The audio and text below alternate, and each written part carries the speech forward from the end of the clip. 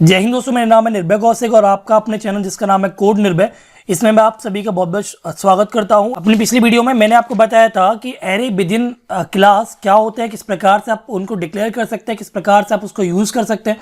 आज की इस वीडियो में मैं आपको बताऊंगा कि एरे ऑफ ऑब्जेक्ट यानी कि एक ऑब्जेक्ट जो आप डिक्लेयर करते हैं, अगर आप उन ऑब्जेक्ट को भी एरे के फॉर्म में डिक्लेयर करना चाहते हैं तो वह आप किस प्रकार से कर सकते हैं। उसका एक एग्जांपल भी आप समझेंगे, पर एग्जांपल समझने से पहले उसके कॉन्सेप्ट और उसके थ्योरी के बारे में हम बात करेंगे। तो दोस्तों, अगर आप इस चैनल में पहली बार आए या फिर इस वीडियो को पहली बार देख रहे हैं तो कृपया इस चैनल को जरूर सब्सक्राइब कीजिएगा, क्योंकि मैं समय समय पर आपके लिए ऐसी ही वीडियोस लेके आता रहता हूँ। तो दोस्तों, मैं कैसे बर्बाद है कि आप वीडियो को स्टार्ट करें। एरे ऑफ ऑब्जेक्ट से मतलब ये है कि जो आप एक ऑब्जेक्ट को डिक्लेयर करते हैं, जैसे कि आप लिखते हैं क्लास का नाम, क्लास नेम, देन आप लिखते हैं ऑब्जेक्ट का नाम जैसे कि obj1, इस प्रकार से। अब जब आप दूसरा ऑब्जेक्ट क्रिएट करते हैं तो आप क्या करते हैं, या तो आप एक कॉमा लगा के ऑब्जेक्ट 2 कर देते हैं या फिर ऑब्जेक्ट 3 कर देते हैं इस प्रकार से, या फिर आप हर एक लाइन में सेपरेटली लिख देते हैं। तो अगर आपको ये 100 ऑब्जेक्ट को डिक्लेयर करना हो तो क्या आप क्लास नेम के साथ 100 बार ऑब्जेक्ट का नाम लिखेंगे?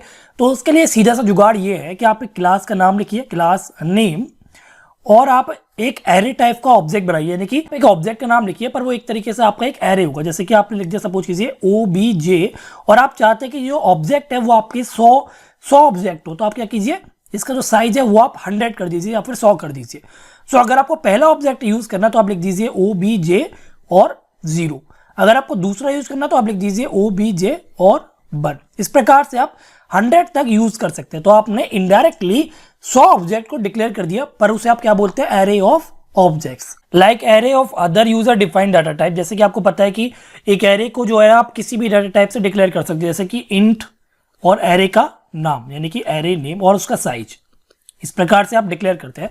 उसी प्रकार से आप एक क्लास के नाम से, यानी कि क्लास का अगर आप नाम लिखते हैं एक एरे के नाम से पहले, तो वो आपका एक तरीके से ऑब्जेक्ट बना जाएगा। So an array of type class can also be created. The array of type class contains the object of the class as its individual elements. Thus an array of a class type is also known as array of objects. तो इसका ये जो object था मैंने आपको बता दिया, तो आपने साइज दे दिया 100, तो आप इसको इंडिविजुअली एक तरीके से हर एक एलिमेंट को आप एक ऑब्जेक्ट समझ सकते हैं। ठीक है, तो डिक्लेयर करने का सिंटेक्स है वो आपका ये है, क्लास का नाम, एरे का नाम और उसका साइज।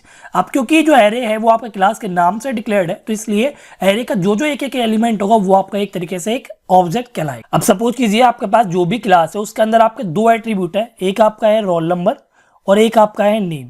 ठीक है, तो आप जितने भी ऑब्जेक्ट बनाते हैं उसके लिए रोल नंबर और नेम जो है वो अलग से काम करते हैं, यानी कि हर एक ऑब्जेक्ट का आपका एक अलग स्पेस होता है। तो सपोज कीजिए ये जो है आपका, ये आपका obj और ये आपका पहला ऑब्जेक्ट है obj1। ठीक है, ये जो आपका नीचे है वो आपका obj और ये आपका दूसरा ऑब्जेक्ट हो गया। क्योंकि एक एरे की बात कर रहे हैं तो आप इस प्रकार से इसे यूज कर सकते हैं। तो इस पहले ऑब्जेक्ट के लिए ये आपका रोल नंबर होगा और ये आपका नेम का स्पेस होगा। इसी प्रकार से जो दूसरा ऑब्जेक्ट होगा ये आपका रोल नंबर होगा, दूसरा आपका नेम होगा। और हर ऑब्जेक्ट के लिए आपको पता है कि स्पेस बनता है, तो इसलिए रोल नंबर और नेम या फिर जो भी एट्रीब्यूट होंगे उनके लिए आपका एरे ऑफ ऑब्जेक्ट में भी अलग से स्पेस बनेगा। ठीक है, तो एक एग्जांपल से हम इसे समझने की कोशिश करते हैं। चलते हैं अपने बीएस कोड एडिटर पे। तो यहाँ पर सबसे पहले आप एक क्लास बना लीजिए। क्लास कीवर्ड को आप लिख दीजिए, क्लास का नाम आप कुछ भी ले सकते हैं, मैं ले लेता हूँ यहाँ पर टेस्टिंग। क्लास की बॉडी आप लिख दीजिए और एंड में जो बॉडी के आपको यहाँ पर सेमीकोलन लगाना पड़ेगा। ठीक है, तो यहाँ पर एक एट्रीब्यूट ले सकते हैं, ले लेते हैं आप इंट नम नाम से एक एट्रीब्यूट। क्योंकि ये बाय डिफॉल्ट आपका प्राइवेट होता है तो इसलिए आप डायरेक्टली इसे एक्सेस तो नहीं कर सकते। तो इसके लिए क्या करेंगे आप, यहाँ पर एक सेकेंड, तो इसके लिए क्या करेंगे आप, एक पब्लिकली एक मेथड बनाएंगे जिसको आप एक ऑब्जेक्ट की मदद से एक्सेस कर पाएंगे। तो यहाँ पर हम रिटर्न टाइप लिखेंगे void और देन हम फंक्शन का नाम कुछ भी दे सकते हैं। हम देते हैं यहाँ पर सेट वैल्यू। ठीक है, और आप चाहते हैं इसका आर्ग्यूमेंट तो आप आर्ग्यूमेंट दे सकते हैं, पर मैं क्या चाहूंगा कि जब भी आपका सेट वैल्यू कॉल हो तो वो यूजर से एक इनपुट ले। तो इनपुट से पहले मैं देता हूं यहाँ पर एक आउटपुट, यहाँ लिख देता हूं एंटर योर नंबर, इस प्रकार से, और एक स्पेस दे देता हूं। ठीक है, अब क्योंकि आपको इनपुट चाहिए नम नाम के एट्रीब्यूट के अंदर, तो आप सीन ऑब्जेक्ट का यूज करेंगे और इसके अंदर नम को लिख देंगे। तो नम में क्या होगा, यहाँ पर इनपुट आ जाएगा। जब आप ये फंक्शन बना लेंगे तो आपको क्या करना पड़ेगा, बाद में आप नम की वैल्यू को यूज करना चाहिए हर एक ऑब्जेक्ट से, तो आप क्या करेंगे, एक और फंक्शन को बना सकते हैं यहाँ पर, जिसका नाम आप रख सकते हैं गेट वैल्यू या गेट डाटा, जो भी आप देना चाहें। इसका आर्ग्यूमेंट आप चाहें तो ले सकते हैं, नहीं लेना है तो मत लीजिए। यहाँ पर आप एक आउटपुट दे सकते हैं सी आउट, और यहाँ लिख सकते हैं वैल्यू ऑफ नम इज, और इसको पहले सबसे पहले हमें डबल कोट्स के अंदर लिखना पड़ेगा। So value of num is, और यहाँ पर नम की जो भी वैल्यू होगी हमारी वो यहाँ पर डिस्प्ले होगी। देन नेक्स्ट लाइन के लिए हम यहाँ पर एंडल को भी लिख देंगे इस प्रकार से, ठीक है। तो अभी क्या है, हमारे पास एक नम नाम का एट्रीब्यूट है जो कि आपका प्राइवेट है। पब्लिकली आपने यहाँ पर दो मेथड बनाए, सेट वैल्यू और गेट वैल्यू। सेट वैल्यू से आप क्या करेंगे, नंबर के अंदर नम नाम का जो वेरिएबल है, नम नाम का जो एट्रीब्यूट है उसके अंदर आप इनपुट लेंगे, और गेट वैल्यू से जो भी आपका नम नाम के एट्रीब्यूट के अंदर वैल्यू है उसको आप प्रिंट कर देंगे। तो सबसे पहले इसे कॉल करने के लिए क्या बनाना पड़ेगा, आपको ऑब्जेक्ट बनाना पड़ेगा। तो आप क्या करेंगे, इंट मेन। अब क्योंकि मेन फंक्शन आपका इंटीजर वैल्यू को रिटर्न कर रहा है तो आप यहाँ पर लिख देंगे रिटर्न 0 इस प्रकार से।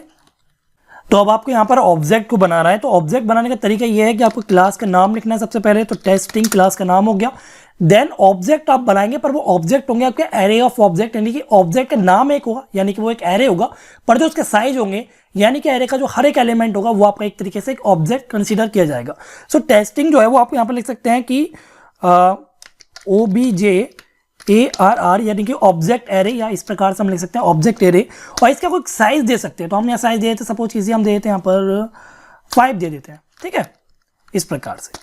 तो हमारा क्या हुआ यहाँ पर कि हमारा एक ऑब्जेक्ट एरे बन गया जिसका साइज जो 5 है, यानी कि ऑब्जेक्ट एरे 1 एक अलग ऑब्जेक्ट है, ऑब्जेक्ट एरे 0 एक अलग ऑब्जेक्ट है, ऑब्जेक्ट एरे 1 या 2 या 3 ये सब अलग ऑब्जेक्ट है, ठीक है। तो ऐसे आपके 5 ऑब्जेक्ट हो गए एक ही लाइन में डिक्लेयर्ड।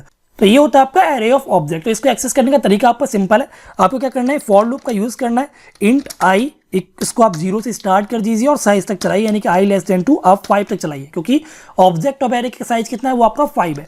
तो यहाँ तक चल गया ये। अब आपको क्या करना है, अब आपको सेट वैल्यू करनी है। तो आप क्या कर सकते हैं, सेट वैल्यू के लिए आप कॉल करेंगे, यानी कि obj डॉट एरे, और आई से आप स्टार्टिंग करेंगे। आई आपका 0, यानी कि पहले जो ऑब्जेक्ट होगा उससे काम करेगा, फिर दूसरा जो ऑब्जेक्ट होगा उससे ये सेट वैल्यू नाम का जो मेथड है आपका वो कॉल होगा, फिर तीसरा जो ऑब्जेक्ट होगा फिर उससे कॉल होगा। ऐसे ही एक एक करके 5 ऑब्जेक्ट से आपका सेट वैल्यू से ये नम नाम का जो इनपुट है वो आएगा। तो जब आप इनपुट ले लेंगे तो आपको क्या करना है, अब आपको आउटपुट भी चाहिए। तो आउटपुट के लिए भी आप यही कीजिए, आप क्या कीजिए, इस फॉर लूप को आप यहाँ से कॉपी कर लीजिए और इसके नीचे आप यहाँ पर आके इसे पेस्ट कर दीजिए। अब आपको यहाँ पर ये सेट वैल्यू को कॉल नहीं करना, अब आपको यहाँ पर गेट वैल्यू को कॉल करना है।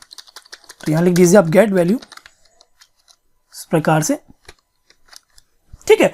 तो यहां पर आप ध्यान दीजिए, ऑब्जेक्ट एरे आई जो आपका 0, यानी कि पहले ऑब्जेक्ट से आपका ये सेट वैल्यू कॉल होगा, देन लूप चल रहा है आपका, तो आई आपका फिर से 1 हो जाएगा, तो दूसरे ऑब्जेक्ट से आपको ये फिर से सेट वैल्यू कॉल होगा। ऐसे 5 ऑब्जेक्ट से आपका सेट वैल्यू कॉल होगा। देन आपका जो ऑब्जेक्ट एरे है उससे आप गेट वैल्यू को आप 5 बार फिर से कॉल करेंगे, ठीक है। तो कंट्रोल से सेव करते हैं और इसके हम कंपाइल करते हैं। कंपाइलर के लिए आप कोई भी कंपाइलर यूज कर सकते हैं, हम कर रहे हैं G++ या फिर GNU कंपाइलर।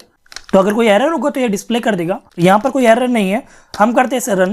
तो अब देखिए एंटर योर नंबर, यानी कि पहला नंबर, यानी कि जो आपका ऑब्जेक्ट से हमारा सेट वैल्यू नाम का मेथड था वो पहली बार कॉल हो गया, यानी कि ऑब्जेक्ट एरे 0 से आपका सेट वैल्यू कॉल हुआ है। तो पहला नंबर के हम दे देते हैं यहाँ पर, सपोज 2 दे दिया। दूसरा नंबर वाला, यानी कि वो सेट वैल्यू जो था दूसरे ऑब्जेक्ट से दोबारा कॉल हुआ, तो हम दे देते हैं यहाँ पर 5, 54, 7 और 9, ये 5 ऑब्जेक्ट से आपका इनपुट आ गया। देन हम करते हैं एंटर। तो देखिए वैल्यू ऑफ नंबर इज, यहां पर आप ध्यान दीजिए, वैल्यू ऑफ फर्स्ट ऑब्जेक्ट से है। ये वैल्यू ऑफ नंबर जो है ना, यहाँ पर ये जो नंबर की वैल्यू आई है वो पहले ऑब्जेक्ट से आई है, इसका वैल्यू है 2। ये जो वैल्यू ऑफ नंबर इज जो दूसरी बार लिखा हुआ, इसका मतलब ये कि ऑब्जेक्ट 2 का नंबर है। इसके बाद ये जो नंबर है ये आपका ऑब्जेक्ट नंबर 3। इस प्रकार से आप एक ही लाइन में मल्टीपल ऑब्जेक्ट को डिक्लेयर कर सकते हैं यूजिंग एरे ऑफ ऑब्जेक्ट को, ठीक है। तो आशा करता हूं आपको ये चीज समझ में आई होगी। इससे पिछली वाली वीडियो में मैंने आपको बताया था किस प्रकार से आप एक क्लास के अंदर एरे को डिक्लेयर करके यूज कर सकते हैं।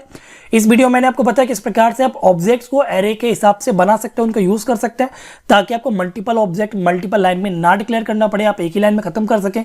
आशा करता हूं आपको वीडियो पसंद आई होगी। अगर ये वीडियो पसंद आई है कृपया इस वीडियो जरूर लाइक कीजिएगा। अगर इस चैनल पर नहीं तो कृपया इस चैनल को जरूर सब्सक्राइब कीजिएगा। कोई डाउट है आप कमेंट कर सकते हैं, कोई आपका फीडबैक है, कोई सजेशन है आप कमेंट कर सकते हैं। तो दोस्तों आज इस वीडियो में सिर्फ इतना ही। वीडियो देखने के लिए धन्यवाद।